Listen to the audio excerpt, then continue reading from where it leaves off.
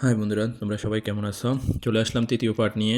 গত পার্টে আমরা দেখাইছিলাম যে ওনার দোকান কিভাবে উনি ম্যানেজমেন্ট বা দোকান সাজানো নিয়ে আমরা বলছিলাম। এখন আজকে আমরা বলতেছি যে আসলে উনি কিভাবে আমাদেরকে আখের রসটা পরিবেশন করে বা আমাদেরকে কিভাবে সেগুলা সুন্দরভাবে উনি সার্ভ করে বা তৈরি করতেছে, বা উনি যেভাবে উনি এগুলা তৈরি করে বা কিভাবে উনি আমাদেরকে পরিবেশন করে, আজকে আমরা সেগুলা দেখতে চলতেছি আর কি। তো ওনার যে আসলে দেওয়ার সিস্টেমটা, এটা আমার কাছে খুব বেশি ভালো লাগে। বিশেষ করে ওনার যে মানে আখের রসটা একটা জগে নিবে, ওটা খুব একটা ভালো, মানে আমার খুব পছন্দ। কারণ এই স্টাইলের পাতিলগুলা খুব বেশি আমার কাছে ভালো লাগে। আর এখন তিনি ওই যে বাইরে এসে তার ছেলের জন্য অপেক্ষা করতেছে। সেই তাকে আইস, মানে আইসের টুকরা এখানে মার্কেটগুলাতে ছোট, ছোট আইসের টুকরাগুলা পাওয়া যায়। এটার প্যাকেট পাওয়া যায় আরকি। তো এটা হচ্ছে উনার বড় ছেলে আরকি। তো গত পার্টে বলছিলাম যে উনার একটা বড় ছেলে আছে আমাদের সাথে। আমরা তো উনাদের কথা বুঝি না। তবে উনারা হাতের ইশারায় বুঝায় যে সে আমাদেরকে বলে যে ভালো আছে কিনা। আসলে বাপের মতোই। ও কিন্তু অনেক ভদ্র।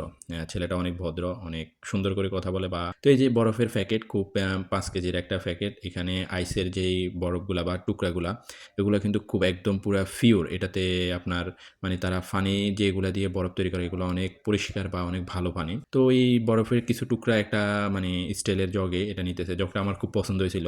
যে চাইছিলাম যে এগুলা মার্কেটে পাওয়া যায় কিনা। আর এখানে উনি ওই যে আগে একটা স্টিলের জগে যে বরফগুলা নিছিল, আরেকটা স্টিলের জগ থেকে জগে লেবুর রস, তারপরে লেবু সাথে দিয়ে আখের রস আর কিছু আনারের রস দিছিল। দেওয়ার পরে সেগুলো একসাথে রাখছিল। রাখার পরে এখন এগুলা আইসের টুকরা, মানে যেই আইসের টুকরা রাখছিল ওটাতে দিতেছে। তো আসলে এটা মানে অনেক সুন্দর একটা ফ্লেভার পাওয়া যায়, একটু ঠান্ডা। আর এগুলাতে কিন্তু আলাদা কোনো পানি মিক্স করা হয়নি। আমি আপনাদেরকে বারবারে বলি, আখের রসটা এখানে একদম পুরা পিওর। কেননা ব্রাজিলে আপনাদের চিনি উৎপাদন হয়।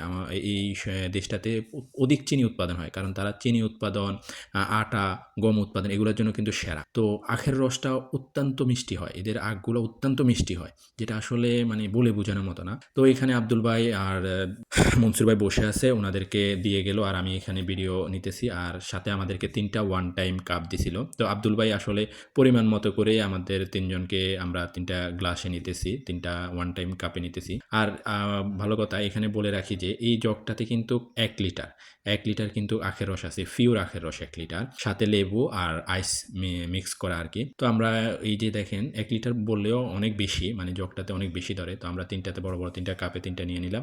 আর এই যে তারা মানে আখের রস সামনে নিয়ে তারা অনেকজনে অনেক কথা বলতেছে। আসলে ব্রাজিল সম্পর্কে মনসুর ভাই চুল ফালাই দিছিল, আব্দুল ভাইও ফালাই দিছিল। এসবগুলা নিয়ে কথা বলতেছে। আসলে এখানে সবাই সবার মতো করে খুব স্বাচ্ছন্দ্যভাবে আমরা আসলে এখানে থাকি, মিলেমিশে থাকি, খুব সুন্দরভাবে থাকি।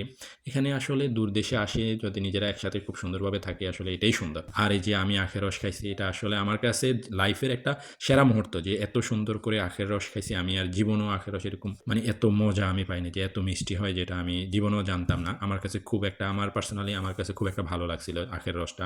আর এটা আমি ফেভার করি, যদি কেউ ব্রাজিলে থাকেন বা যারা আসে তারা কিন্তু সবাই একবার হলেও আখের রসটা খায়। তো সবাই আমাদের জন্য দোয়া করবেন। সালাম আলাইকুম, ভালো থাকবেন, আমাদের সাথে থাকবেন।